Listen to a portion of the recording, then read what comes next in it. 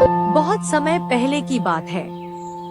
माधवपुर नामक गांव में एक गरीब किसान अपनी बूढ़ी अम्मा के साथ रहा करता था। उसके पास एक छोटी सी जमीन थी जो कि बंजर हो चुकी थी। फिर भी वह दिन रात उस पर मेहनत करता था। मोहन बहुत ही मेहनती और ईमानदार था।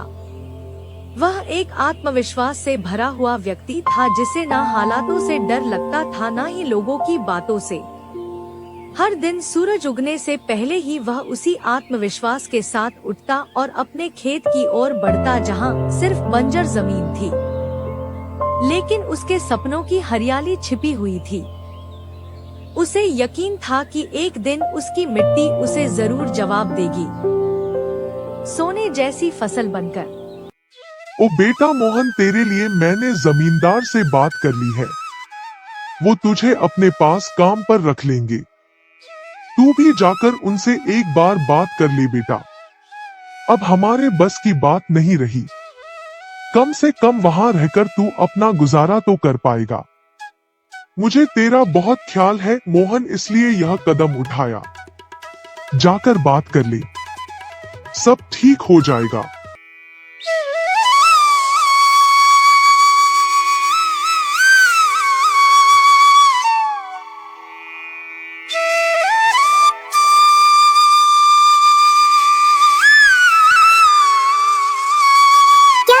तुमने क्यों बात की वहाँ?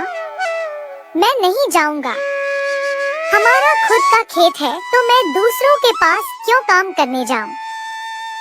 मैं गरीब सही मगर खुददार हूँ।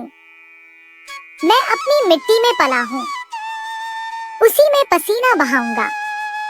चाहे जितनी भी मुश्किल हो अम्मा, मैं अपनी ही जमीन पर मेहनत करूंगा। किसी और की नौकरी नहीं करूंगा। अरे मोहन, उस बंजर जमीन में क्या उगाएगा तू? वो जमीन अब बिल्कुल बेकार हो गई है बेटा। ना उसमें नमी बची है ना जान। तू अपनी जिंदगी यूं ही जाया कर देगा।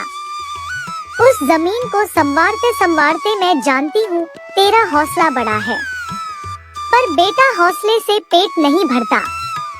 तू मेरी बात मान ले। वो जमींदार कम से कम तुझे रोज की रोटी तो देगा। अपनी जिद छोड़ दे बेटा। तू थक जाएगा पर वो जमीन कुछ नहीं देगी तुझे। अरे अम्मा, तुम बेकार में ही इतनी परेशान हो रही हो। देखना, एक दिन मैं उसी जमीन से सोना निकालूंगा। यह जमीन ही हमारी सबसे बड़ी ताकत बनेगी। मोहन खेत में काम कर ही रहा था कि तभी वहाँ पर एक आदमी आकर बोला, अरे मोहन भैया, आपको भी मानना पड़ेगा। आप फिर से इस बंजर जमीन पर मेहनत कर रहे हैं। अरे मंगेश भैया, अब क्या करें? जमीन हमसे ज्यादा मेहनत करवा रही है, पर क्या करें? धरती तो माँ समान होती है। जैसा वह चाहे वैसा ही करना पड़ता है।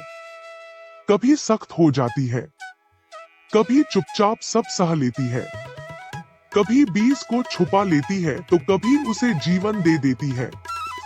हम तो बस उसके बच्चे हैं जो उसके हर रंग को अपनाना जानते हैं। थक तो जाते हैं भैया, पर जब मिट्टी की खुशबू आती है ना तो सारी थकान उतर जाती है। उम्मीद है यह माँ हमें खाली हाथ नहीं लौटाएगी। बस थोड़ा और सब्र, थोड़ा और विश्वास। आप जैसा मूर्ख तो मैंने आज तक नहीं देखा भैया। क्या सोचते हो आप? दुनिया कहां से कहां पहुंच गई और आप अब भी उसी बंजर जमीन से उम्मीद लगाए बैठे हैं।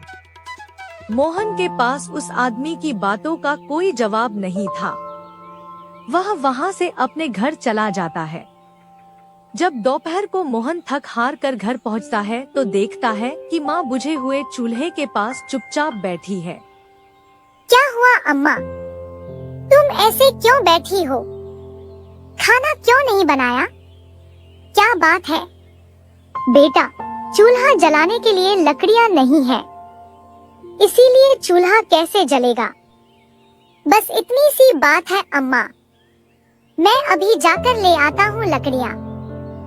मोहन लकड़ियाँ लाने जंगल चला